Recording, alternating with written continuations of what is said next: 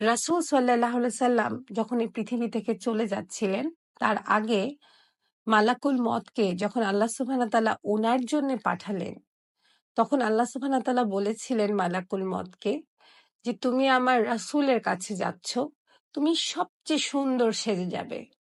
তোমার সবচেয়ে সুন্দর গঠনে তুমি যাবে।"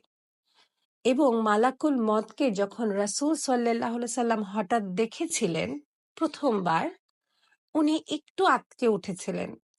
ঠিক ব্যাপারটা ভয় পাওয়া বলা চলে না, কিন্তু হঠাৎ একটা ভয়ঙ্কর জিনিস আমাদের চোখের সামনে আসলে যেমন আমরা একটু আঁতকে উঠি, ওরকম আঁতকে উঠেছিলেন।